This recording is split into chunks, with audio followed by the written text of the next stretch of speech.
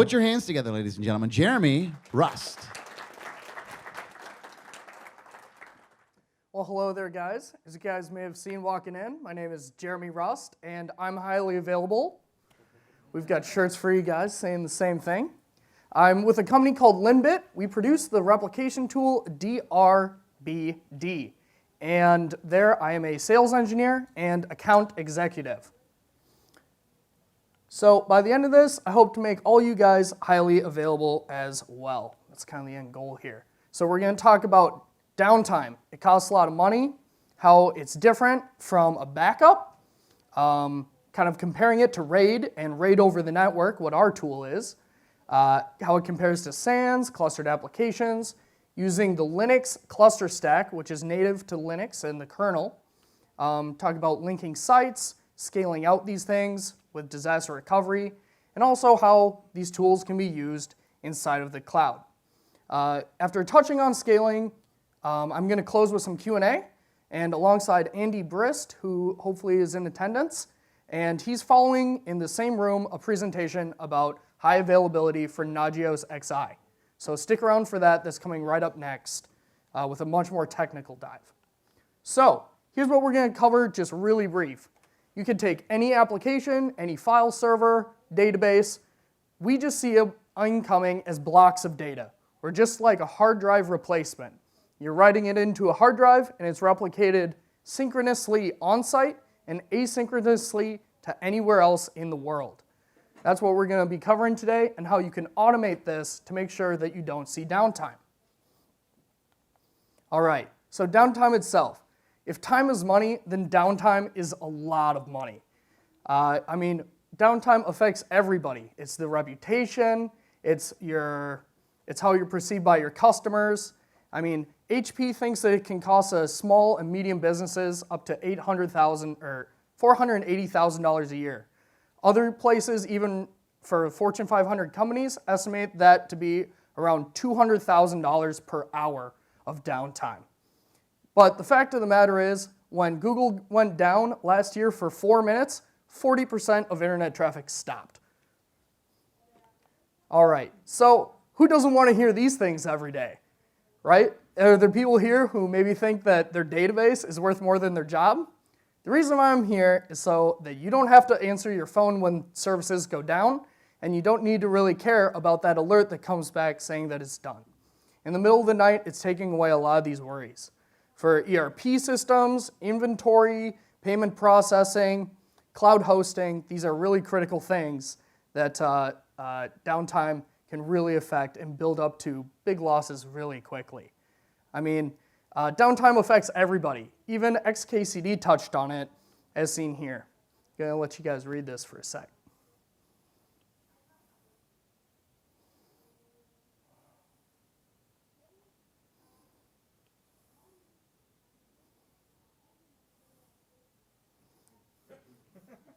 All right, so this is a very suitable parody of Die Hard with Bruce Willis as a system admin. And I think we've all seen some pretty big extremes of people going to great lengths to recover from an outage.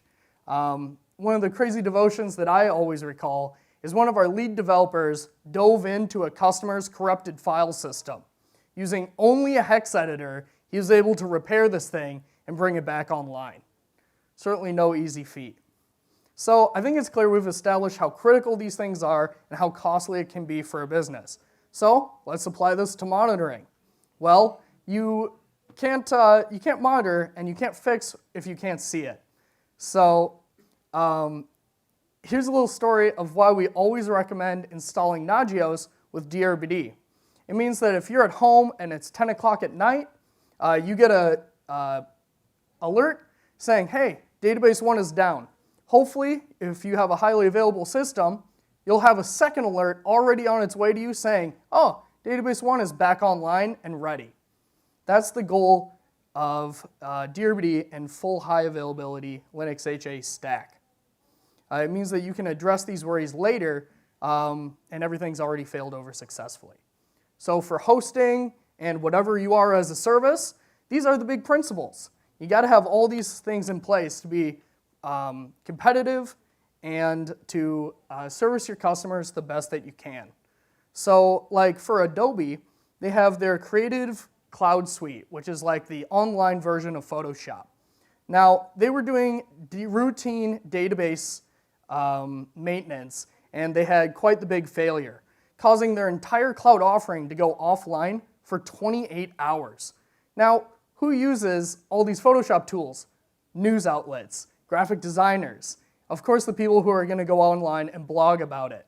It was a really catastrophic, it was a terrible event for any cloud hosting, and that's what we're try to solve for you guys and show how you can build this with your cloud or whatever. We're even seeing a lot of the same things as pillars of IT security. Availability is one of the big ones. And I'm sure more and more are seeing movement toward Linux-based security systems. We're also seeing a lot of growth in that area with companies where their security and events handling software need to be on a fully redundant HA platform. I mean, they're covering one of the big tenets here. All right, so there's a whole bunch of clustering solutions. There's the hardware side, using SANs, NASs, JBODs, whatever you want. What I'm most excited about is the software solutions. That's what I know the most about, and I'm going to be covering today. So clustering, of course, is not a backup. You'll see that here. They're very different and separate strategies. So a backup is what you see here in the dark green. That's where you're taking your snapshot. You have a real copy of your data from that moment. High availability and real-time replication is filling in everything. It's covering the entire line and making sure that if there's a failure at any point, you aren't losing data. Because of course, with a backup, even if they're happening quickly, like every 5 minutes with rsync, you could be right here and still recovering from a past point in time, seeing a little bit of loss of data. Maybe that inventory or that database needs to run an FS check, or you lost some data and have to roll back in time. So we're going to be focusing on this red arrow. That's where your big incident happens and recovering as quick as possible. It's the prevention of that downtime. So that's where our focus is going to be. So one of the things that a lot of people use is RAID. Of course, I recommend using it, and it's the cheapest and simplest way to provide a lack of downtime, but it's only protecting against disk failure. So all right, prepare your eyes for a second. We've got this slide. Now, I'm a really big fan of the open source community, but I really got to hand it to Microsoft here, who built this for us, who built this graphic for us way back in 1995, and we're happy enough to put it in their online user repository. Now, there's a whole bunch of different types of RAID, but this doesn't make the end service more available. There's a whole lot more components that can fail. Motherboards, power supplies, RAM, even CPUs can burn out. So what you do is you can buy like a big SAN or something of that type. I mean, you have all these different things that you still have to worry about. We live in a world of recovery point objectives and business continuity planning. These aren't just buzzwords, these are critical philosophies for today's IT systems. I mean, even entire data centers go offline. Rackspace, of course, had a guy that was drunk on a backhoe take out their 3 times redundant dark fiber lines. The whole site comes down. So what if you're just at one site and you're worried about downtime? What do? Well, for a long time, the only good option was breaking the bank, buying a big black box of promised uptime with something called a SAN. Now, these are just one point of failure. You have everything pointing to one system, and they're highly redundant inside with dual controllers. But they get filled up quickly, they're very expensive to implement, and in some places, because they're expensive to implement, you have to ration the space. Now, this happens at some businesses where you're rationing space and saying, oh, well, each employee gets this much. I have a friend who works at Qualcomm. He compiles the Android Linux kernel, meaning he needs 4 to 6 gigs just to compile his daily work. However, Qualcomm is a really big partner of NetApp. And because they're on these old storage systems that they don't want to upgrade, every engineer at Qualcomm is only allowed 2 gigs of online storage space on the company file server. So what does that mean? He's saving all of his work to his home laptop that he brings in every day that's using Linux, because of course they're kind of using Windows. If he loses his laptop, or if somebody from his team has a drive failure, they could be set back 3 to 4 months because it was too expensive or too hard for every engineer to have more provisioned storage on an expensive SAN solution. All right, so we've come across some of the pitfalls that I just mentioned. That easy, big drop-in solution means you're going to be paying for it up front, and you're going to be paying for it over time. Those big SLAs have a price, and who knows, maybe that solutions engineer that's coming on site to show up, is he right out of training? Have you ever met some people who show up on site, and you're like, I think I know what to do a little bit better than this guy? It's happened to everybody. So although it's changing, when you're upgrading a SAN, by definition, you might have to have some downtime. It's a changing strategy, but it used to be when you're upgrading a SAN or you're providing more storage, you're going to have downtime. That big box that you just paid so much for uptime is now causing you to have planned maintenance at the end of its life. That's just a little rough to handle. Plus, it's still a single point of failure, including the management console for it. If the management console goes down, you're in a lot of trouble as well. So here at LINBIT, we even have some SAN and NAS suppliers coming to us because they know that they want a more fully redundant software-based solution. All right, so some of the different software solutions to look for. There's a whole bunch of different tools out there, and there's a lot of different qualities that you need to look for. I'm really excited that we now get to start jumping into clustering, because clustering is where the fun happens, putting groups of computers together. All right, so you don't want data divergence when you're looking across some of these things. You have synchronous and asynchronous replication to combat these. You want to look at the stability and the maturity of the software. How long has it been produced? Is this a project that started 3 years ago, or is it something with 10 plus years that is a well-known tool and very well documented? Can you replicate your data on-site, off-site for disaster recovery? What are the chances of data loss, and is a transaction safe? Also, can you plan for the future and have an easy upgrade path? Everybody's adding storage. Is it easy to do that? Is it easy to upgrade without having these downtime instances? So I'd like to take a little bit of a breath. Does anybody have questions up to this point? Because now I'm going to get a little bit more technical and start diving into the good stuff. All right, perfect. So there's basically 2 ways to replicate data. We have asynchronous and synchronous. This is a graph of asynchronous replication. Now, these tools are kind of a dime a dozen. They can be built into a lot of applications already, and it means that you're basically pushing your data without an acknowledgement or a checksum that it was written when you're writing this data. So this means when you're sending data, it's received by the primary machine, and it's going to the secondary. If that cable goes bad, or if your network has a blip, you might lose some of that. There's no checksum of that data out there. So luckily, there's a better way and a better tool. It's something called synchronous replication. This means that at every point, there's an acknowledgement. Here comes the data, it's on one machine, it's sent over the wire, and fully acknowledged as written on the second machine, sending the confirmation back up through the stack. So you can do this quite quickly. The overhead penalty is usually very, very low. As long as your network is in modern order, you're going to be just fine. So we don't call it a target at this point. I like to call it a secondary, because now it's kind of like a cluster, and these two are working together. You have a live, fully mirrored peer of your primary machine. Now, I know I'm really driving this home here, but this is a really important concept for what we're coming up on next. Is fully transaction safety. That's the point that I wanted to bring up. When a database is writing something and there's a failure, or if it needs to move over, unless that data is coming in a fully synchronous manner, it might have to run an FS check or it might need to rebuild. Now, that's something that you definitely want to avoid because it takes time and overhead. Now, these replication strategies can be used at a number of layers. And what's the best way to talk about layers? Well, I want to talk about cake. So we have our layer cake of replication. Whole bunch of different ways we can do this. It can be at the virtualization layer within Veeam or Hyper-V. You can go a little bit down the stack with SQL, Galera, maybe Cassandra.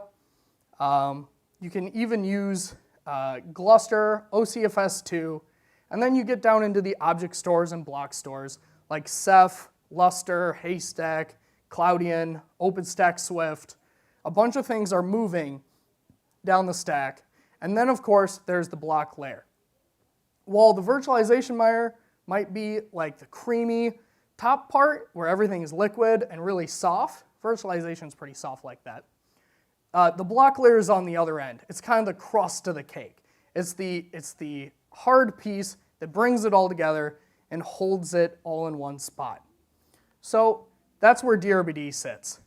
DRBD stands for Distributed Replicated Block Device. It's right at the bottom of the layer, as far down the stack as you can go inside the Linux kernel. Now, clustering with all these different systems can be tricky. And what happens when clustering goes bad? Well, you get a cluster cake fail. This is not the cake you're looking for, and nobody wants to end up with this type of cluster either. So some of the common problems that you can run into with all these different types of software systems. There's file locking from like distributed file systems, the network congestion and how much traffic it's pushing over this thing. What is the consistency of the data? Is there a chance for it to go corrupt via that asynchronous link? What's going to be the cost of overhead and the additional CPU cycles? Plus, I mean, there's like a new database company showing up just about every week. There seems to be somebody having a new spin.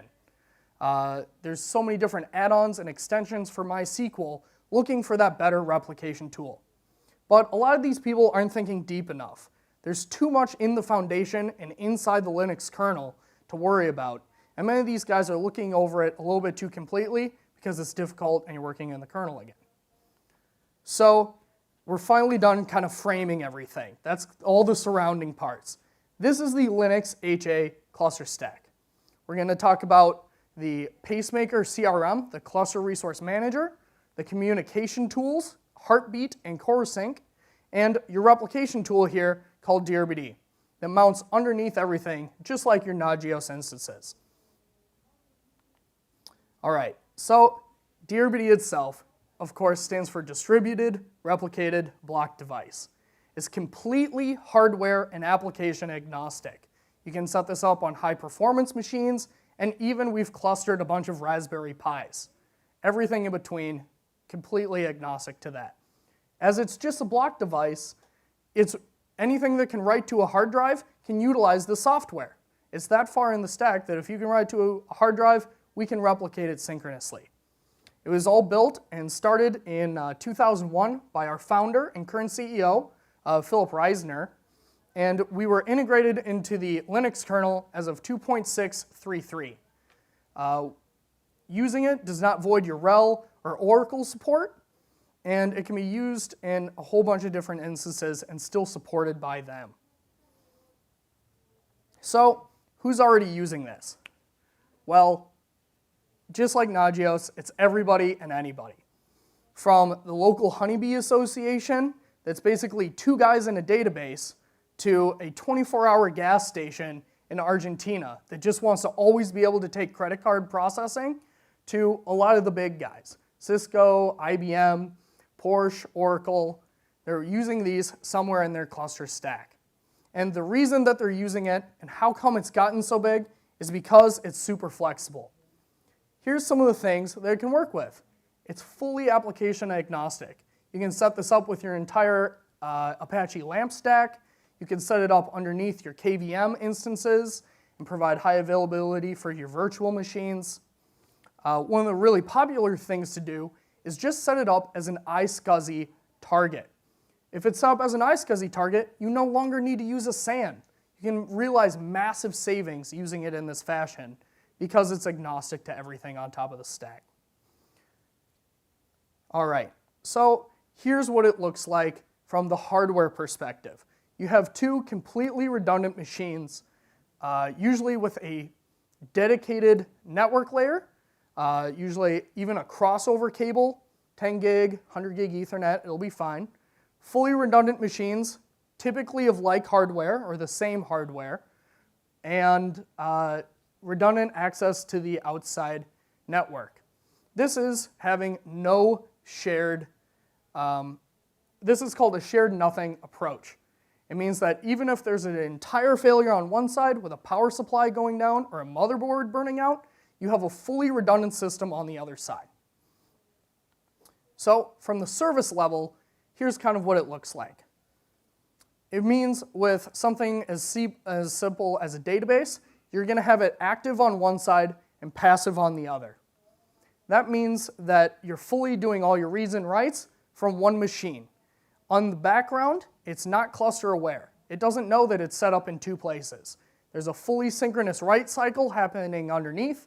This is getting all the acknowledgments of the writes coming in, and the other side is just waiting in case this storage 1 box has a failure. Now, I know this would concern some people because it means that other box is just entirely passive, and you're not getting full utilization that we want to see of today's hardware. But there's a great way to get around that. It's what we call an active-active system, or an active-active setup. So you have one application or service over here running as active, passive on the other side still. You have a second service over here running active and passive on the other side. Doing this, you can set up a whole bunch of resources and have 50% usage on both sides. You want to leave it at about 50% so that if one of these machines goes offline, everything bounces over to the other side, you keep humming away. All right, so what allows for that bounce over to happen? There's a lot of traffic going on here. You're seeing the synchronous writes happen on both sides. You want something to be looking over the machines and making sure that they're online and available. So what you're going to use for that is something called the communication layer, using Heartbeat or Corosync. These are the chatty Cathys of the cluster. All they're doing is saying, hey, are you alive over here? Are you dead? I can't tell. Are you alive? Are you dead? They're just racing back and forth all the time, seeing if it's alive or if it's dead. How's the machine's health? Is the service running? Because that's how it's just a lot like Nagios in that aspect, that you're always keeping up to date and you're keeping these alert. Now, a lot of people can set up like a standard Heartbeat, which is very seasoned and stable. It's been in the Linux cluster stack for a really long time. Corosync is also under development by Red Hat and is a bit newer of a tool with a few great features and a few not so great features. But you know, there's benefits and disadvantages to both. All right, so moving up the stack a little bit is that cluster resource manager. That is Pacemaker. So it is really, really bossy. It's the one that's in control of the entire service stack. Pacemaker is a very well-known project, and it's widely deployed inside every big major distribution. Ubuntu pushes it, SUSE is the lead developer, Red Hat 7 is now the native cluster resource manager. Pacemaker is all getting rolled in. Pacemaker is basically the puppet master. It's saying, you guys are all over here, you need to be over here. It's making the executive decision of where to push services based on what it hears from its communication layer. It's become the standard for all CRMs and can be used with a whole lot more than just DRBD. It's also being used with clustered file systems or Ceph instances or whatever. Pacemaker is a really outstanding tool. It's just very powerful.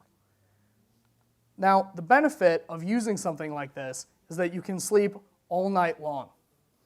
It's the reason that we recommend setting up Pacemaker, or setting up Nagios to see Pacemaker. So when Pacemaker sees that one of the machines has gone down, it fires off an alert to you saying, hey, Nagios is like, hey, this machine went down. Then, because it's hearing all this feedback from the communication layer, it's migrating all the services as fast as it can, and you'll get a second alert to your phone or whatever saying, hey, my service is back up and running. That's Pacemaker handling the automation of that switchover aspect. Now, there's a bunch of considerations with Pacemaker, such as things as fencing and stoneth. I'm not going to get into those immediately. I think Andy's going to cover those in our next talk. They're definitely very needed aspects for a cluster to make sure that you don't have services moving unless you tell them directly to, and that they're always in the right place at the right time. All right, so putting it all together. We have DRBD at the bottom, serving as our replication tool. We have Heartbeat or Corosync in the middle as the communication layer, and we have Pacemaker on top. Now, your services don't need to know about these at all. I was on a call with a client, actually. This is a good time for a story. I was on a call with a client where this whole thing is set up. We have Pacemaker running to automate the services. He's got a database, he's got an inventory control system, and he's watching all these things run on a monitor. Now, we convinced the owner of the company to come in and see this cluster. And we're like, all right, now I want you to take the power cable and pull it right out of the back of that machine, the one that's running active. Now, everybody knows, first of all, what is the owner doing in the server room? And secondly, never pull the power out of the back of a server. He goes over, after a bit of convincing, pulls the power out. You're watching your monitor, you see all the machines, bam, bam, bam, bam, bam, all jump over. Services are up. His end users wouldn't see a single blip. The only thing I remember after that is a quote from him saying, "That happened too quick. Can we do it again?" It was pretty sweet. Yeah. All right, so that's the basis of what you need to know for the Linux HA cluster stack. Is your replication tool and having a fully synchronous nature, Pacemaker, and then Corosync. But that's just the beginning of it. There's a lot of add-ons you can have, like disaster recovery. So disaster recovery these days, doing it right means you're doing it live. It doesn't mean that you're shipping a tape backup every week somewhere. If you can have real-time replication between sites, that's the pinnacle right there.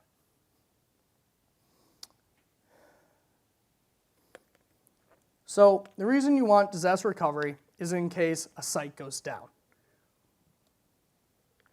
Now, it happens more often than not, like Rackspace losing their redundant fiber connections, or if there's a hurricane or an earthquake taking you out. Now, backups can be great, and I certainly still always recommend taking backups. Linux high availability is not that. Well, you still need a backup solution. You still need a real disaster recovery solution. People like to send their backups offsite using our software, or they use another tool. It's just fine. So our disaster recovery solution is called DRBD Proxy. It replicates in that asynchronous fashion that I was talking about before. That means that it's pushing the data live over the internet as fast as you allow it. It's highly configurable, and you can even work compression into this so that you aren't burning through all of your throughput. All right, so we use disaster recovery asynchronously so you don't slow down the local machines. Synchronous replication over the WAN or dual primary over the WAN, it doesn't happen. Latency will just kill you.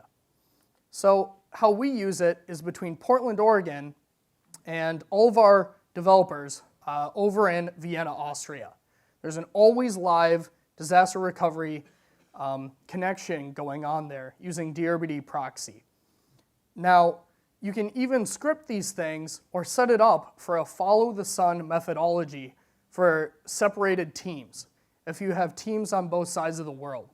This means that your machine will be live on one side and passive on the other through most of the day. You go home, 6 o'clock rolls around, all the services bounce over to the other side of the world. That team on the other side of the world doesn't see latency because it's all close to them now. So scaling this. DRBD Proxy is typically done with 3 machines. Like I said, it's very configurable, still works with any of your services. Typically, we see 2 machines on site, 1 machine for DR. This is kind of what it looks like. It just utilizes TCP traffic protocol. So all you need to do is open up 1 more port on the firewall for it to operate. You can use whatever security or encryption you have in place, but typically how we see it set up is that it connects to its peer and it sees its peer through an IPsec tunnel when people are using this over the internet. So you can set this up with 4 machines as well. You could have a bunch of different services active over here, a bunch active on that side, both replicating in both directions. If you want, you can turn on compression. It depends on your CPU power or your throughput constraints. That's all up to you. Or if you're rolling this out to a larger environment, we even see people set up a dedicated proxy box. So you could say have 15 different clusters on one side, all pointing to a single proxy box. And all it does is manage the connection and run compression. So you can see for a bunch of services, you might want to offload that compression somewhere else. We're also working with a hardware vendor called AHA to use a dedicated PCI compression card that can take in 10 gigs of data per second, compress it down, and then uncompress it on the other side using LZMA compression, all with 0 CPU cost because you're offloading it. So how does this work in the cloud? Well, DRBD can work inside of AWS, inside of a virtual machine. It can also run on bare metal as an iSCSI target at the very bottom. So you can set it up way up high, you can set it up way underneath, and you can also say, well, I want my on-site cluster that I just have at my data center to be real-time in an Amazon instance or being backed up to, say, Amazon Glacier. So it runs in the cloud, connecting Amazon instances, like running across Amazon zones if you're into that. It runs underneath these cloud hosting providers, and then you can also just kind of connect to it. All right, so Jeremy, I know what you're getting at. Tell me all this again using Nagios.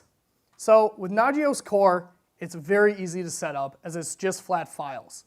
You're going to mount to DRBD just like it's another disk. You install DRBD, mount to it as a disk, everything's going to be replicated. With XI, things get a bit more tricky. There's a bunch more services to manage, and setting up these things in Pacemaker is not the most simple, but it's still very doable to provide a fully, highly available, shared nothing environment for your monitoring solution. All right, so to kind of surmise here, I'm sure that a lot of you guys can see the benefit of clustering with Nagios and how you can work this into your Nagios systems. I feel like we have, what, 5, 10 more minutes? All right, so I'm going to jump on to what's coming next. So everything I've been explaining so far is our current DRBD technology, DRBD 8. Extremely reliable and extremely fast. What's coming soon, hopefully in 2015, is what we call DRBD 9. It means replication across 32 machines live. Adding machine, taking it away, all done live. It's basically a giant pool of storage where you can just add a service in one command using a DRBD manage command. If you want to set up a new service, DRBD manage, add resource, this size, done. One click, it's all set up. It means that you can move different services between the different machines or have more than just one replica. Maybe that critical database needs 3 copies, right? And of course, you can also set this up live over the internet. The big thing we're looking at here is scaling to 32 plus machines and the pooling of storage that all happens live. Both the extending of these resources or the shrinking, all from one command. We're really excited to see that. The command I'm talking about, DRBD Manager, is all written in Python, so it will be really flexible for you guys to set this up and play around. So hopefully next year that'll be out. All right, so to conclude, last year, Walmart did $466 billion in revenue. And I've been told they run DRBD across 20,000 machines, including in every single store for their payment processing and inventory systems. That means for them alone last year, $14,780 touched a DRBD-backed server, just for their use case. I'm really hoping that this presentation gave you guys some great ideas of where you can implement it and where you guys can apply it to your own infrastructure. I'm also really happy that we have Andy Brist here, who's going to be following up this presentation with a deeper dive into failover solutions and high availability for Nagios XI. Perfect. So now we're going to jump into some questions. Who's got questions for Jeremy? Anybody got a project in mind? Don't save them all for me. I expect you to hang around long enough. Perfect. We're very active You're on... inferring by this that Jeremy has done such an amazingly thorough job that you are educated to the nth degree. No one's got an... Remember that whole thing, that if you're thinking it, someone else might be too. Jeremy, oh, I saw a hand. Hold on one second. Okay, we have a situation where we have a Nagios server for monitoring in our site in Wyoming, and we have another one that's a duplicate of it down in Colorado. And the purpose of that is if something goes wrong, we can already, we just switch where we're looking at, and we got everything live in that. I think this would work for that, right? Absolutely. It would have a real-time replica of its data in that other place as fast as your internet connection allows. And so, so if we've acknowledged alerts on one side, they're going to be handled on the other.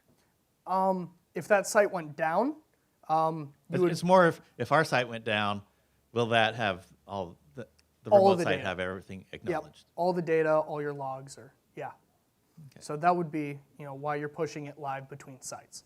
Okay. Any other thoughts? All right, well then how about a nice round of applause for the incredibly thorough Jeremy